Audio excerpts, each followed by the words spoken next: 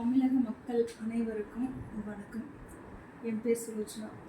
உங்களோட பொன்னான வாக்கை தமிழக வெற்றி கழகம் விசில் சின்னத்தில் தயவு செஞ்சு வாக்களிங்க அப்படின்னு கேட்டுக்கிறதுக்கு மூணு காரணம் தான். 50 வருஷமாக 70 வருஷமாக நிறைய கட்சிகள் ஆண்டுட்ருக்காங்க. அதில் முக்கியமாக 2 கட்சிகள் ஆண்டுட்ருக்காங்க. ஆனால் இன்னும் நிறைய கிராமங்களுக்கு அடிப்படை வசதியும் கூட இல்லாமல் இருக்குது. அது நீங்கள் ஏன்னு கட்டாயம் யோசிக்கணும்.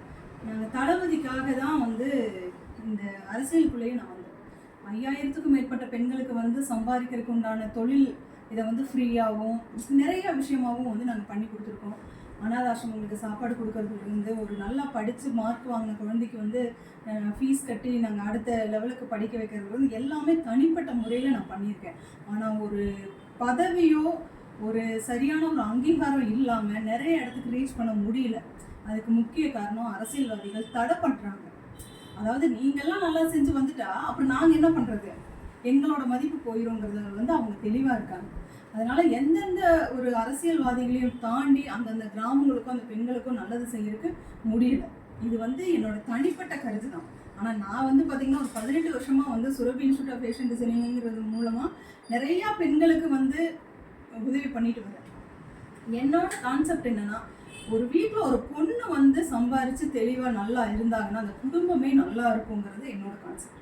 அதுக்காக மட்டும்தான் இந்த துறையை தேர்ந்தெடுத்து நான் இவ்வளோ வருஷமாக பண்ணிகிட்ருக்கேன். இப்போது தளபதிக்காக கேன்வாசிங்க்கு நிறையா ஏரியாக்குள்ளே போகிறப்ப ஒரு சில விஷயங்கள் பார்த்தேன்.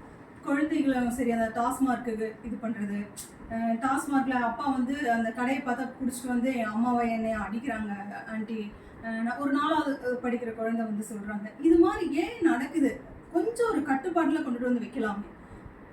நான் என்ன சொல்ல வரேன்னா, இப்போ முன்னாள் அரசியல்வாதிகளாக இருந்த நம்ம சிங்கப்பெண் அம்மா ஜெயலலிதா அம்மா இன்னொரு ஜெயலலிதா வர முடியாது. அவரோட பிடிவாதம் மக்களுக்கு அப்படின்னு சொல்லி வர்றப்போ ஒரு சில விஷயங்களை அறவே தமிழ்நாட்டுக்குள்ள இருக்கக்கூடாது, போதை கலாச்சாரம் அதிகமாக இருக்கக்கூடாதுன்னு ஒரு கட்டுப்பாட்டுக்குள்ள வச்சுருந்தாங்க. டிஎம்கே செயல அது சுத்தமாகவே இல்லை.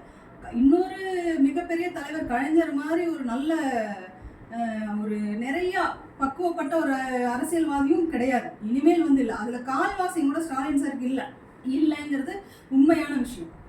ஏன்னா இப்போ நீங்கள் எல்லாருமே நல்ல ஆட்சி செஞ்சுருந்தா 1000 கோடி சம்பாதிக்கிற எங்கள் தளபதி ஏன் வரணும்? எங்கள் விஜய் சார் ஏன் வரணும்? இல்லையா? அவர் பாட்டுக்கு நிம்மதியாக சந்தோஷமாக இருந்துட்டு போகலாமே. உங்கள் எல்லாத்துக்கிட்டையும் தயவு செஞ்சு விசிலுக்கு ஓட்டு போடுங்கன்னு குமிச்சு கேட்குறப்ப எங்களுக்கு கண்ணில் கலங்குது. ஏன்னா அந்த அளவுக்கு மரியாதையும் அன்பு வச்சிருக்கோம். லாரன்சன் ஆகட்டும், விஜய் சார் ஆகட்டும், மிகப்பெரிய என் குடும்பத்தை தாண்டி ஒரு பெரிய மதிப்புள்ள ஒரு மனுஷங்க அப்படின்னா அவங்க 2 பேர்த்தையும் நான் ரொம்ப பெருசாக மதிக்கிறேன். தயவு செஞ்சு உங்கள் பொண்ணான ஓட்டை வேஸ்ட் பண்ணிடாதீங்க. தமிழக வெற்றி கழகம் விஜய் சாருக்கு ஓட்டு போடுங்க விசில் சின்னத்தில் தாழ்மையோட கேட்டுக்கிறேன். நன்றி.